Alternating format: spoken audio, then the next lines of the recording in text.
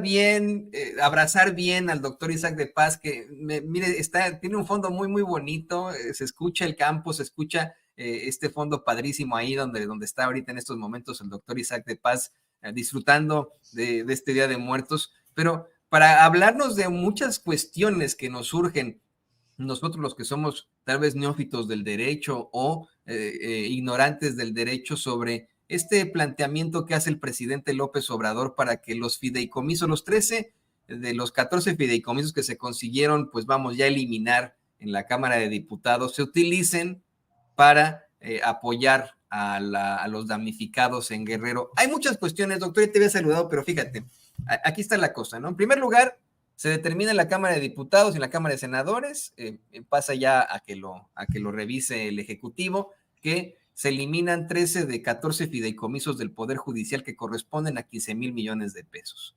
Se viene este incidente terrible, el paso del huracán Otis por Guerrero, la destrucción especialmente en Acapulco y en Coyuca de Benítez, y el presidente López Obrador en su mañanera sugiere que ese dinero sea destinado a el apoyo y a la reconstrucción de Guerrero, específicamente en estos dos municipios. Hay una respuesta por parte de la ministra Norma Piña, que ministra presidenta de la Suprema Corte, en la que asegura que están de acuerdo en el Poder Judicial de que esos fideicomisos se utilicen para esto, y al mismo tiempo un juez en Chihuahua suspende la iniciativa, dejando, sin efecto en todo caso, según se plantea en los medios, la extinción de sus fideicomisos. Hay muchas interrogantes y muchas variantes aquí. Por ahí dicen que la ministra Piña hace esto a sabiendas de que de todos modos iban a suspender lo de los fideicomisos, y como para quedar bien, también está la pregunta, ¿cómo es que esos fideicomisos se utilizarían para el apoyo a los damnificados si ya se extinguieron? ¿Qué nos puedes decir de esto, doctor? Bueno, número uno, los fideicomisos forman parte del presupuesto. El presupuesto de egresos es una facultad exclusiva de la Cámara de Diputados. O sea, estrictamente desde el punto de vista constitucional, lo que dice el artículo 74 es que es una facultad exclusiva. Por lo tanto, no le corresponde a ningún poder más que a la Cámara de Diputados decir y decidir qué se va a gastar y cómo se va a gastar. Entonces, ni siquiera el Senado, ni siquiera la Presidencia de la República, ni mucho menos la Corte o el Poder Judicial puede decidir cuánto le toca de presupuesto público. Con esto quiero decir que todas las posibles impugnaciones, todas las posibles acciones de inconstitucionalidad o amparos o controversias son notoriamente improcedentes. O sea, que me perdone ese juez de Chihuahua, no sé cómo, ellos pueden sacar una suspensión y decir que se suspenden, pero sinceramente no es un acto justiciable, no es un acto que se pueda someter a decisión de un juez. ¿Por qué? ¿Por qué no lo es? Porque si así fuera, entonces ni si podría haber una parálisis legislativa, porque cada que alguien promoviera una ley y existiera una discusión sobre esa ley, entonces otros podrían ampararse y habría una parálisis legislativa. No podría nunca caminar una ley, porque entonces un juez federal la puede suspender. Y sería absurdo, sería algo loco, algo estúpido, algo que no sucede en ningún sistema constitucional del mundo. No se pueden frenar las discusiones legislativas. Es parte de la democracia. Es como si de pronto nos dijeran, ese juez lo que está haciendo es estar en contra de la democracia, estar en contra de la decisión de un poder soberano.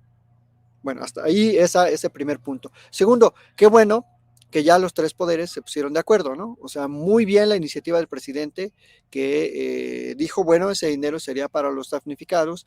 Y sí, yo creo que la presidenta de la Corte, la ministra Piña, ya viendo que el escenario estaba totalmente en su contra y provocando incluso una posible crisis constitucional, y a sabiendas de que ese dinero de los fideicomisos nada tiene que ver con el gasto corriente de la judicatura, y nada tiene que ver con la operatividad de la justicia, de los juzgados, nada tiene que ver con el sueldo de oficiales judiciales, de actuarios, de secretarios, de todos los jueces, de todos los tribunales de amparo, de todos los tribunales colegiados.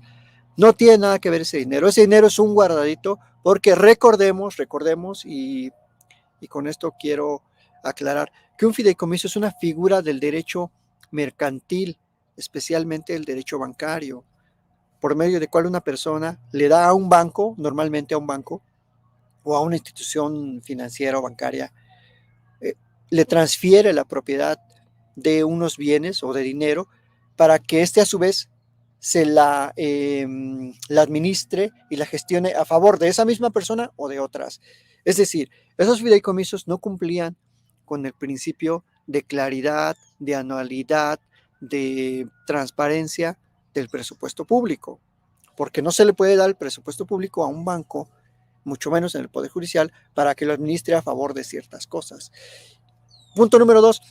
Nunca hubo una certeza de esos fideicomisos. ¿Por qué no mostró la Corte los contratos, el contrato de fideicomiso? ¿Por qué no nos dijo, a ver, miren, aquí están estos contratos con estas instituciones bancarias y los derechos que se protegen de nuestros trabajadores? Porque se supone que esa era su cantaleta. Los derechos que se protegen de los trabajadores están aquí enlistados. Se trata de gastos que tienen que ver con esto y con aquello. Pues nunca lo supimos.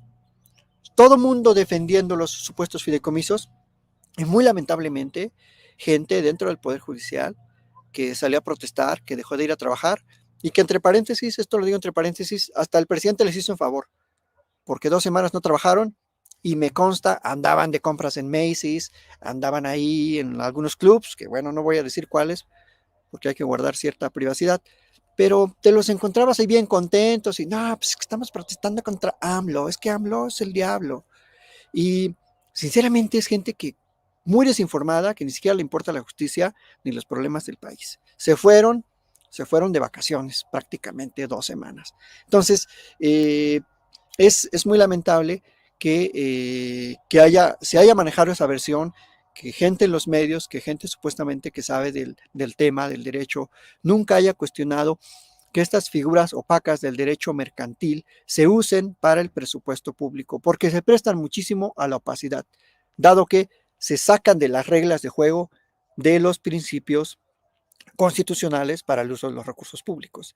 Y bueno, ya la solución me parece muy acertada, la respuesta de la ministra, la respuesta también de la Cámara de Diputados, de la Cámara de Senadores, la muy atinada intervención de Luisa María Alcalde el día de ayer, ya coordinando el diálogo, y creo que a partir de ese momento pues va a haber un diálogo más cercano. Era así, se prestaba cierta atención a cierto ambiente peligroso, de crisis constitucional, el que un poder quisiera dominar a otro, ¿no? O sea, me refiero a que el Poder Judicial quisiera darle órdenes presupuestarias a la Cámara de Diputados. Eso no se puede, son palabras mayores. O sea, la Cámara de Diputados tiene esa facultad exclusiva porque representa al pueblo, los intereses de nosotros, de quienes los elegimos. Ni siquiera el Senado, ni siquiera el presidente de la República, es la Cámara de Diputados. Ahí estamos representados con voto directo y plurinominales a la ciudadanía. Entonces, qué bueno, porque se pone fin a esa tensión y se demuestra lo que sosteníamos quienes estamos a favor de la extinción de los fideicomisos, que no son esenciales para el Poder Judicial, tan. O sea, nunca fueron esenciales. Tan es así que ahora se van a ir para los damnificados de Guerrero, de Acapulco, de Coyuca y de muchas otras comunidades, porque hay muchas comunidades pobres. El huracán penetró muy dentro de tierra, y hay muchas comunidades pobres que ojalá les llegue. Ya se están haciendo los censos, ya está el plan, ya está todo. Ayer el presidente informó bastante bien con todo el gabinete, y se demuestra entonces que los fideicomisos pues no tiene nada que ver con el sueldo. O sea, yo les decía a algunos colegas, bueno, ¿ya te descontaron? ¿Ya no te están pagando hoy? Porque pues si ya los extinguieron, ¿ya no te están pagando? ¿Ya andas en la calle, ya te duermes con periódicos ahí debajo de una banca porque ya te quitó tu sueldo el presidente López Obrador, el dictador López Obrador? Ni siquiera, o sea, no, ni medio centavo partido a la mitad van a perder. O sea, no tiene nada que ver con la operatividad, repito. Qué lástima que un sector desconozca mucho, en ambos bandos, desconocen mucho luego cómo funciona el Poder Judicial y desconocen que el presupuesto es anual. O sea, el Poder Judicial no puede tener ahí dinero eternamente guardado porque pues, se tiene que poner a trabajar diario, los juzgados abren, se gastan cosas, se gasta gasolina, se gasta papel, se gasta tinta, hay que darles mantenimiento a toda la maquinaria. Y creo que ya es una muy buena señal, yo considero que es una muy buena señal el que se haya llegado a un punto de acuerdo y que sí, ahora sí, los tres poderes vigilen que haya esos contrapesos para que se aplique adecuadamente ese dinero para los damnificados, porque sí, mucha gente está padeciendo terriblemente, perdió sus casas, perdió todo, todos sus enseres, toda su vida. Hay gente que ya se tuvo que ir de la zona, ya tuvo que ir con otros familiares a otros lugares, y es muy lamentable que haya visiones en no solo el Poder Judicial, Toño, me iría más allá, en los órganos constitucionales autónomos, en el INAI, en el IFETEL, en todo esta, en el INE, que haya una visión de que su presupuesto es muy exclusivo de ellos, que ellos tienen derecho a ganar esas cantidades millonarias que ganan y no se dan cuenta que hay gente que con un huracán lo pierde todo.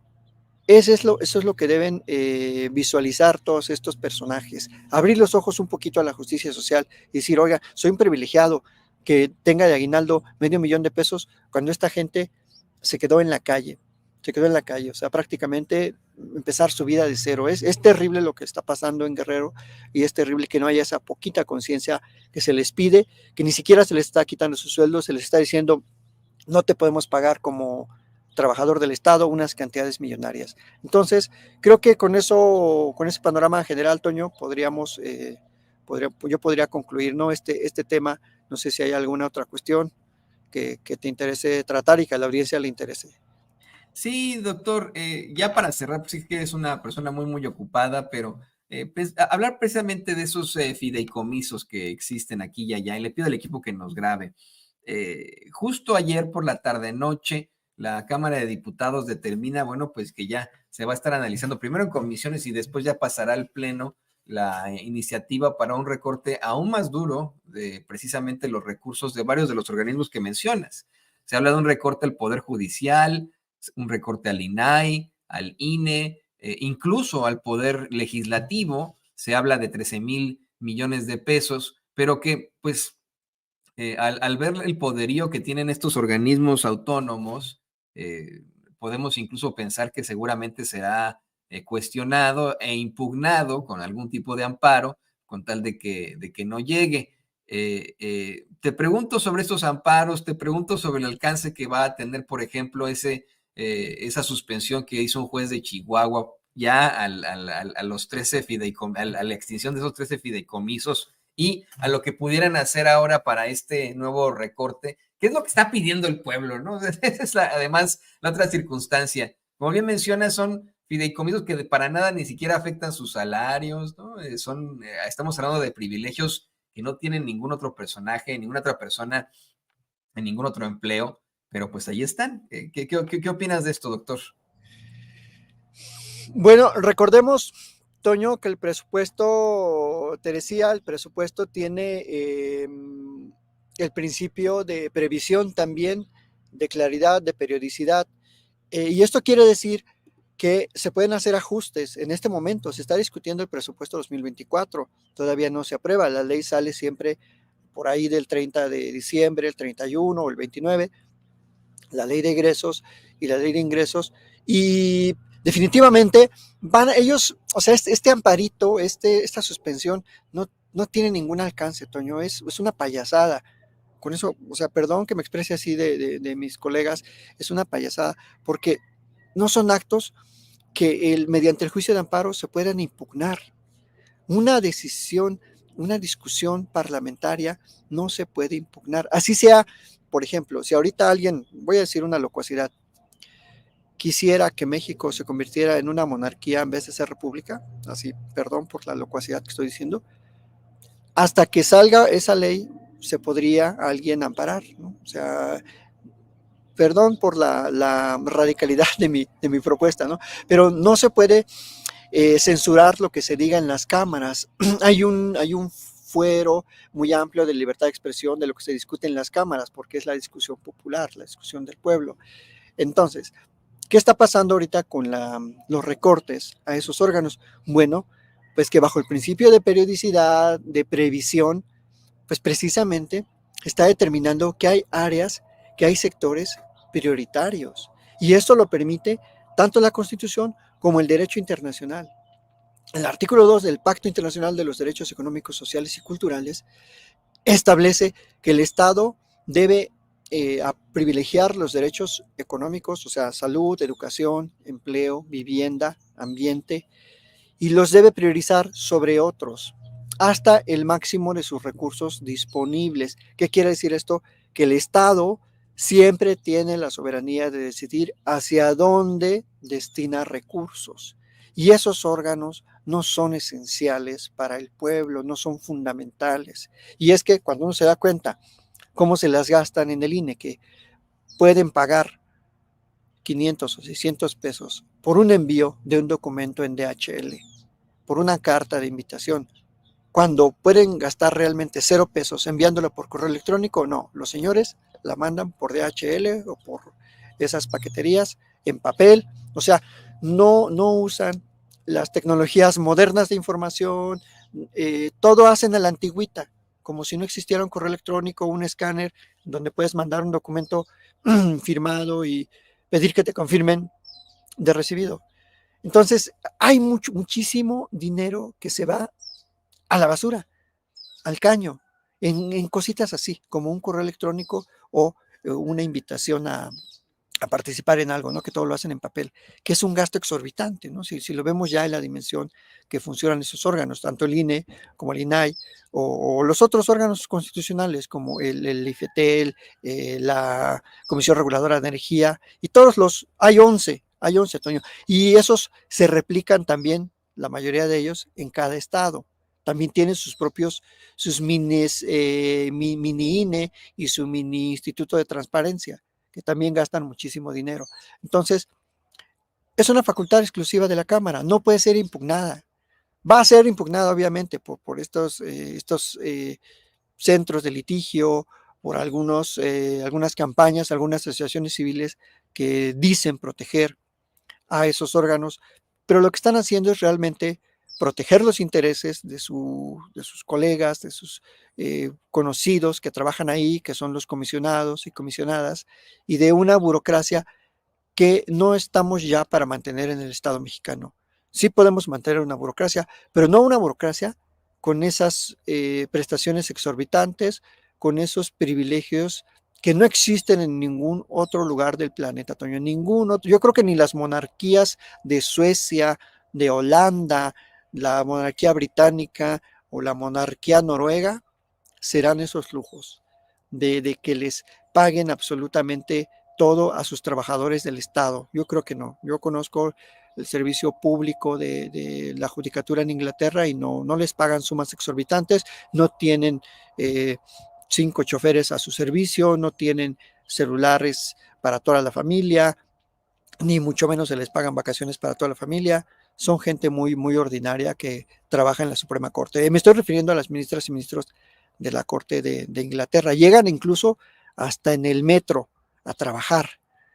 Llegan hasta en bicicleta, Toño. Entonces, no existe ese tipo de funcionarios en otros países. ¿Por qué en México, un país pobre, un país que va ahí, vamos tratando de salir adelante después de muchos años de estar bajo el neoliberalismo? ¿Por qué tenemos que pagarle esas cantidades exorbitantes a nuestros funcionarios? No lo tenemos que hacer. Yo creo que diría Solón, en la justa medianía podemos vivir los que trabajamos para el Estado. Con eso concluiría, Toño. Pues porque lo hemos permitido nosotros, doctor. Esa es creo que la respuesta. Hemos dejado que se aprovechen de nuestro pueblo, de nuestro dolor, y en nosotros está el cambio, en nuestras manos está la lucha. Ahí está nuestra forma más fácil para sacar adelante nuestras vidas y acabar con este tipo de injusticias. Y doctor, pues yo te agradezco que nos hayas dado mucha claridad de tantas cosas que no entendíamos que iba a pasar con lo de los fideicomisos. Aquí ya está para el público consentidor de Sin Censura. Te pido por favor que también nos regales tus redes sociales para que la gente se ponga en contacto contigo. Muchas gracias y bueno, muchas gracias a la audiencia que participa mucho en el chat. Me pueden encontrar en @IsaacDePaz, ahí en Twitter, por favor, ahí síganme para comentarios, crítica y pues algunas cuestiones ahí, sobre todo académicas, de derecho constitucional y derechos sociales. Y bueno, pues mucho gusto estar aquí en la audiencia y continúen por favor compartiendo el contenido Sin Censura, porque es una de las pocas plataformas que hace análisis verdaderamente críticos, libres y de los temas que no van a ver en otras plataformas, ni mucho menos en los medios chayoteros. Así que muchas gracias, Toño, Ceci, a todo el equipo, a Vicente también un saludo y pues excelente día. Excelente día al doctor Isaac de Paz, que se ve muy a gusto, así como dice doña C, mandaba por mensaje que te ves muy a gusto, doctor, ahí en donde andas. ¿Dónde andas? Pues en Valle de Bravo, por aquí andamos y bueno. Tengo lamentablemente de vecinos por allá a Roberto Hernández, a Loret de Mola. Exacto. Se apropiaron ya del cerro, se apropiaron los priistas de todos los cerros que hay alrededor, Óscar Espinosa Villarreal, los Pichardo Pagaza. Algún día voy a contar la verdadera historia de Valle de Bravo. Bueno, Peña Nieto aquí abajito tiene un rancho que le compró a Shasha Montenegro. Es un rancho maldito porque no pueden ahí hacer nada, que a su vez era del difunto López Portillo y bueno, ya luego te contaré la historia de Valle. Fíjate que esa historia de ese rancho está perfectamente bien documentada en el libro Las Damas del Poder de nuestro compañero Francisco Paco Cruz, así que pues un día se deberían juntar los dos para platicar de esto, de cómo es que efectivamente, ¿no? En tiempos de López Portillo se dio esta circunstancia verdaderamente terrible, ¿no? Y bueno, tantos cuestionables andan por ahí en Valle de Bravo. Es como su nido de todos estos, pues sí, lamentables personajes de la política. Fox en su momento tenía también aquí una propiedad. Bueno, toda la gente de Televisa, Bernardo Gómez, y se adueñaron también ahí de un río. Son lamentablemente personajes que han dominado la escena política de Valle de Bravo, indirectamente, claro, a través de sus huestes. Y ahorita pues hay un gobierno a favor de la 4T, el Estado de México ya cambió a favor de la 4T y esperemos que poco a poco vayan perdiendo poder y recuperar el sano entorno ambiental que solía existir en Valle de Bravo y que claramente a través de esos grandes proyectos inmobiliarios que hicieron en Valle, pues desplazaron el agua, alteraron el cauce de los ríos y pues estamos viviendo un problema muy, muy grave de sequía en el lago de Valle de Bravo, bueno, en la presa, perdón, de Valle de Bravo. Así que ya después platicaremos con Paco Cruz de eso, ojalá que nos den por ahí un espacio para hablar de lo que sucede en el Estado de México. Pero muchísimas gracias, Toño, y gracias a la audiencia y que tengan excelente mañana y bueno, que vayan la gente que tiene esa creencia, pues que disfruten de ir al panteón a ver a sus seres queridos, a saludar a los conocidos, a echar también por ahí pues alguna comidita, algún pulque, una cerveza o una lipuz, que eso es lo que festejamos por acá en el Estado de México. Así que pues muchísimas gracias y buen día, Toñito. Eso, nos vamos a echar un mezcalito en honor a los que se fueron de este mundo, pero no de nuestros corazones. Ahí lo tiene usted, al queridísimo doctor Isaac de Paz, jurista, constitucionalista y pues dándonos mucha claridad aquí en Sin Censura. Seguimos